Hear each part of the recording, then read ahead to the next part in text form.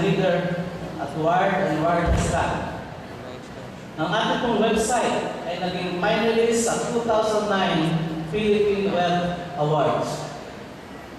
Ang ating pong Katsumi Onda Computer Center ay patuloy na nagbibigay ng pagsasanay para sa basic computer operation.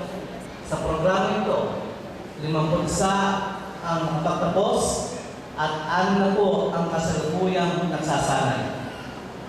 Naging masigasig din tayo sa pagpapakilala sa Carmona bilang pangunahing posisyon sa pamumuhunan. Carmona, Center for Investment and Sports.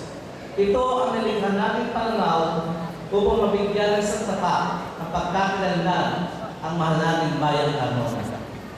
Kaugnay dito, pinuntisahan ang Carmona Tourism Investment Center ng paglalagyan ng Museo at Investment Promotion Office. Magtatatag tayo ng investment board na siya mangangasiwa sa mga polisiya at insentibo na makakahikayat na mas maraming magtatayong negosyo sa ating bayan. Lumabas tayo sa investment mission abroad, gaya ng Philippine-Taiwan Business Conference, kasama ang dating Pangulong Fidel V. Ramos noong nakaraang Pebrero sa kagandahan ng Taiwanese Chamber of the South Philippines. Maraming pong salamat. Nakatutuwa po isipin ng ating present locators ay isa sa mga nagbubukas ng daan upang tayo ay makilala. Kaya po gano'n na lang ang pagpapahalaga natin sa kanila. Sa ikalawang pagkakataon, bibigyan natin ng pagkilala ng ating top taxpayer at mga natatanging mamumuhunan ngayong umaga. So let me take this opportunity to thank all of our locators. The prompt and correct payment of your taxes remains one of the lifeblood of our LGU through jobs opportunity and major programs for our people. Kasabay po ng pag-unlad ay ang pagdami ng pangangailangan pang-infrastruktura na dapat nating tugunan.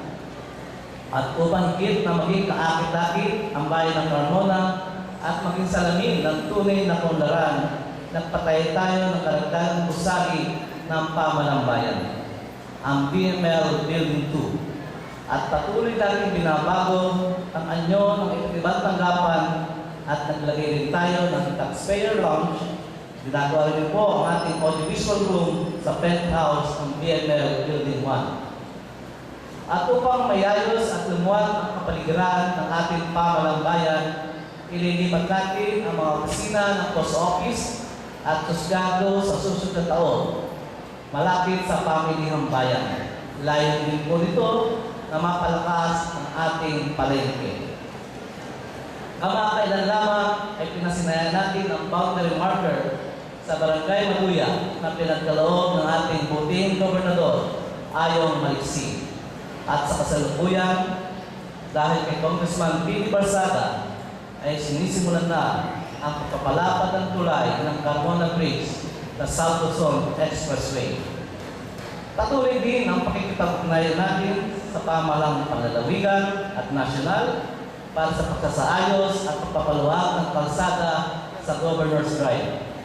Dahil dito, inaasahan natin na luluwag ang trapiko at dadami ang magnanais na mamumunan sa ating mga industrial at commercial zones.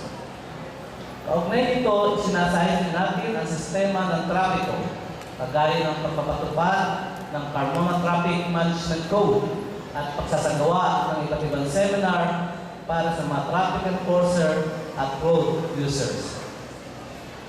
Iba't ibang traffic scheme din ang sinubukan upang matukoy kung alin ang epektibo. Nag-install din tayo ng mga road signages sa iba't ibang dako ng ating bayan.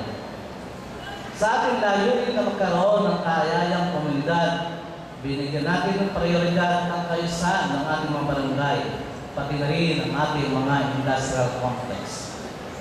Sa pakikipagtulungan ng Philippine National Police, nakapagtala tayo ng crime solution efficiency rate ng 95.92%, isa sa pinakamataas sa lalawigan ng Cavite.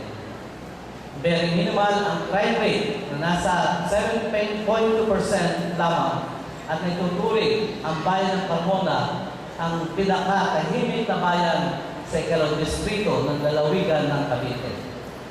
Wala rin po tayo nakalang strike sapagkat patuloy na sinusulong ang Labor Management Council at ang konsepto ng kooperativismo. Nagpatay tayo sa police substation sa Altares Village, Maluya at nagbigay ng 850,000 halaga ng mga kagamitan, gasolina sa ating Philippine National Police, sa Bureau of Care and Management Technology at Bureau of Fire Protection at mahigit 360,000 na proyektong pailaw sa mga barangay upang mapanatili ang katahimikan ng bayan. Patuloy din pinalakas ang Barangay Intelligence Network at pagpatrolya sa ating mga lansangan. Tunay nga po sa kabila ng krisis ay patuloy pa rin ang pagdaloy ng biyaya at pagpapalakas ng programang pagtao para sa ating mga kababayan. Dahil dito, marami tayong tinanggap ng mga pakilala mula sa iba't ibang institusyon. Ilan dito ay ang mga sumusunod. Tayo po nahiram bilang regional winner ng 2008 Most Child-Friendly Municipality on the first and third class category.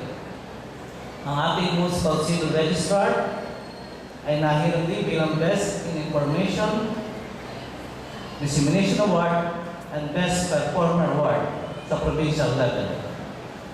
At ang ating Public Employment Service Office ay nahiram bilang Regional Outstanding Peso Manager sa First Class Municipality category.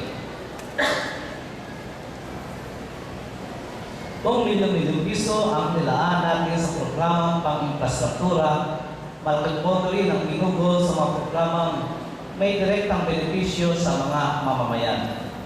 Sapagkat naniniwala tayo na nakabalikan sa pagsulong ng ekonomiya ang isang komprehensibong programang pangkabuhayan at pagnanegosyo at ito ay binigyan natin ng ibayong pansin. Wala po tayong tigil sa pagbibigay ng pagsasanay, kasama na dito ang pagpapahiram ng kapital, pagpaparehistro, paghahanap ng merkado para sa kanilang serbisyo, produkto o negosyo.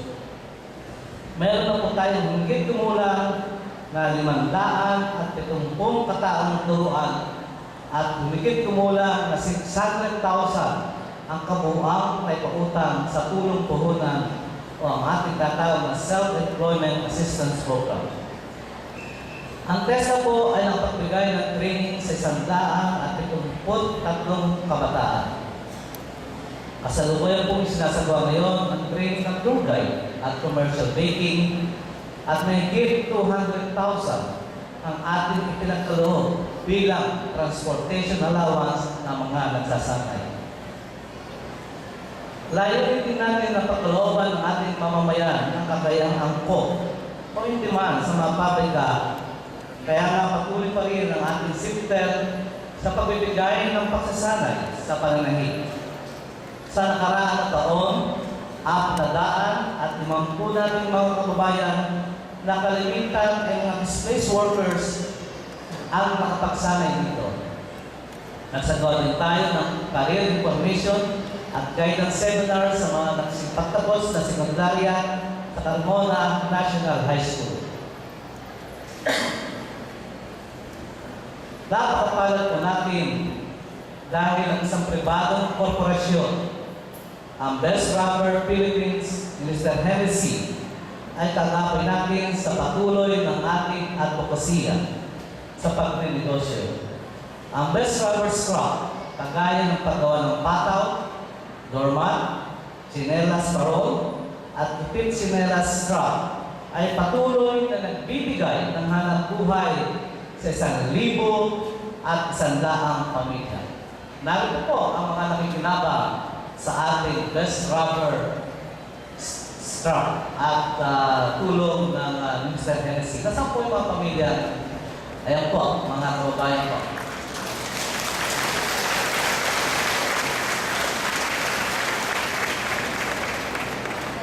Simula Marso ay mahigit na 350,000 na ang sweldong na ibigay sa 6 na po mga manggagawa ng pataw sa ating Ecology Center.